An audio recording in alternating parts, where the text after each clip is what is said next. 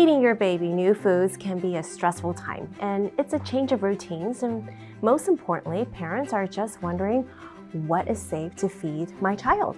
How would I even know that my child has a food allergy? And what should I even look out for? If this sounds like you, stay tuned for this video.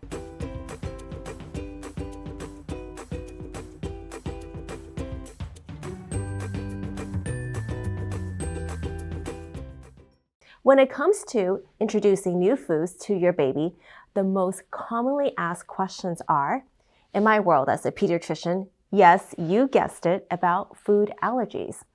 Hi everyone, I'm Dr. Eileen Shi, a board-certified holistic pediatrician who works with thousands of parents like you who want natural and holistic remedies to solve their babies and their children's health issues by addressing the root of the problem. In our Las Vegas-based practice, me and my team work with families one-on-one, offering concierge-like individualized care to each patient holistically, minimizing unnecessary pharmaceuticals and treating the root cause.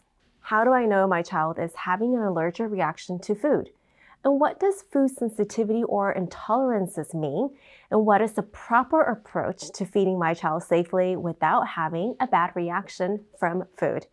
These are all appropriate and excellent questions when it comes to feeding your children.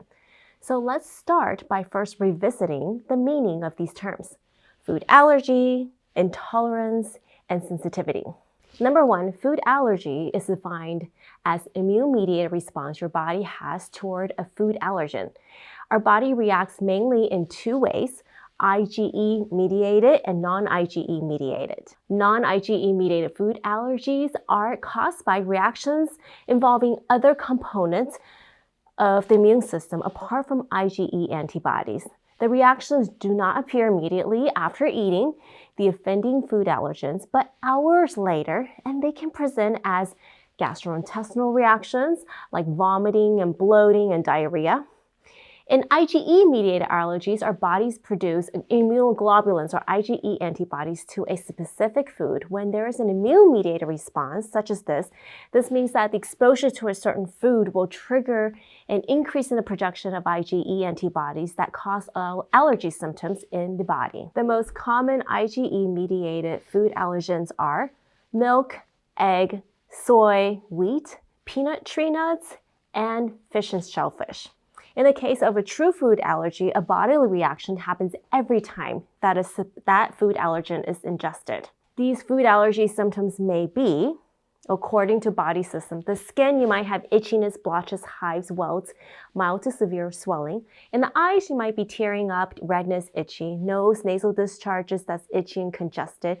Mouth itchiness, dry lips, tongue swelling. And in the throat, you might feel tightness, trouble speaking, or trouble inhaling. In the lungs, shortness of breath, rapid breathing, cough, and wheeze. Stomach, repeated vomiting, nausea, abdominal pain, and even diarrhea. Cardiovascular, we see weak pulses. Neurologically, anxiety, and anaphylaxis, which is the most severe whole body response involving multiple body systems. If you found this information helpful, don't forget to click like and subscribe to the channel to continue getting notifications for videos like this one covering holistic pediatric topics. Because true food allergies can range from mild symptoms to severe symptoms, it is often and understandably a topic that causes a lot of stress in parents introducing new foods to their growing babies and toddlers. Let's take a look at food intolerances, which means something quite different from true food allergy. In contrast to food allergy reactions, which is reproducible every time that you have an exposure, intolerance can produce varying reactions and bodily responses depending on the amount that is ingested. That is because food intolerances result from your body's inability to digest or fully break down a specific food. Take, for instance, milk intolerance, which is not a true milk allergy, but it derives from the inability to break down lactose, which is a sugar found in milk, leading to symptoms of discomfort such as bloating, abdominal pain, cramping, fatigue, joint pain, and even headaches. This is why we often hear about people with milk intolerances still consuming dairy products from time to time and with varying severity of reactions. Here are some common food intolerances. Which one applies to you? Comment below. Lactose intolerance, gluten, the inability to break down or digest gluten, which is a protein found in wheat, rye, and barley.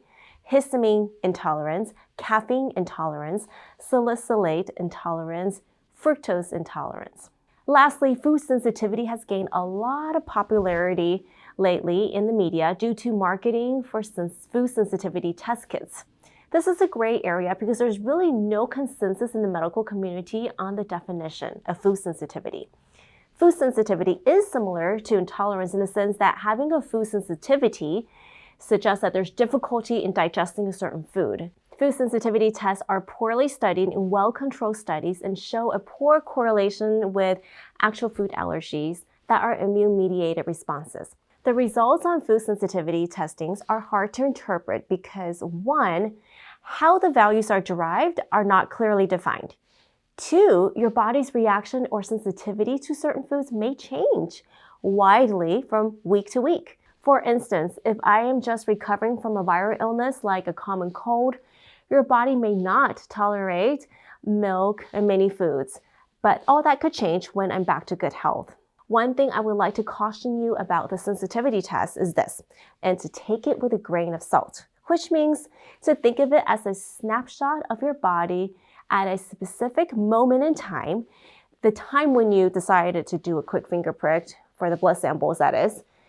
There's nothing wrong with trying to do testing to help us understand what foods we're having a hard time digesting at the moment. But it is dangerous to use the results of these tests to define or overly restrict your diet. Here are some key take-home points.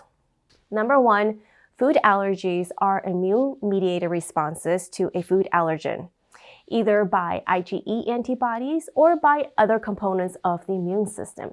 They are reproducible every time. Number 2, food intolerances are foods that our bodies have a hard time digesting. Therefore, the byproduct of that indigestion causes symptoms of discomfort. Number 3, food sensitivity is similar to, in theory, to food intolerances, but that it's not the same as a true food allergy, and the testing results can widely vary from time to time.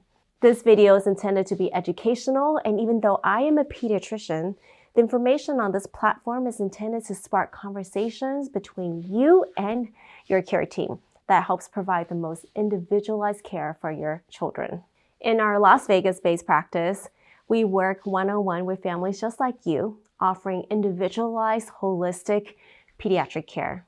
To learn more about how you can work with us, click on Become a Member and fill out the information so that we could schedule a time to chat. Thank you all for watching, and see you guys next time as we navigate the world of holistic pediatric medicine.